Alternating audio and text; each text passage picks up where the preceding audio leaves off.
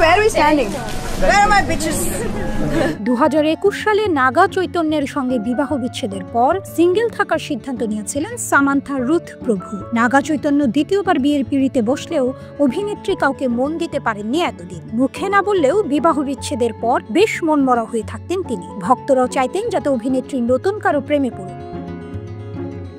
অবশেষে দ্বিতীয়বার প্রেমে পড়লেন সামান্থা। সম্প্রতি সোশ্যাল মিডিয়ায় কিছু ছবি পোস্ট করেন অভিনেত্রী, যেখানে একটিতে দেখা যায় ফ্যামিলি ম্যান পরিচালক রাজ নিদিমোরুর কাঁধে মাথা রেখে ছবি পোস্ট করেছেন অভিনেত্রী। সামান্থার হাসি মুখ দেখেই আর বুঝতে বাকি ছিল না যে নায়িকার জীবনে এসেছে দ্বিতীয় বসন্ত।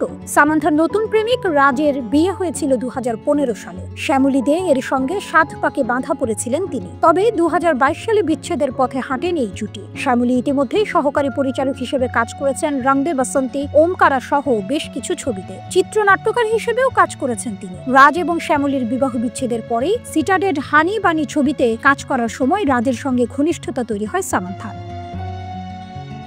তবে ছবি প্রকাশ্যে আনলেও নিজেদের সম্পর্ক নিয়ে এখনই কোনো মন্তব্য করেনি সামান্থা বা রাজ কেবি। তাহলে কবে বিয়ে করবেন তারা? ভারতীয় সংবাদ মাধ্যম সূত্রের খবর, সামান্থা এবং রাজ নাকি একসঙ্গে থাকার পরিকল্পনা করছেন। বিয়ে নয়, বরং এখন লিভ ইন করবেন তারা। একত্রে বসবাস করার জন্যই নাকি ইতিমধ্যেই বাড়ি খোঁজাও শুরু করে দিয়েছেন এই জুটি। প্রসঙ্গত, রাজ এবং সামান্থার ছবি প্রকাশ্যে আসার পরেই একটি ইঙ্গিতবহ পোস্ট করেন পরিচালকের প্রাক্তন স্ত্রী শ্যামলী, যেখানে রাজ ও তার বর্তমান প্রেমিকাকে আশীর্বাদ এবং ভালোবাসা জানিয়ে একটি নোট লিখেন তিনি। তবে শ্যামলী ভালোবাসা জানালেও সামান্থার প্রাক্তন স্বামী নাগার তরফ থেকে এখনো কোনো মন্তব্য শোনা যায়নি।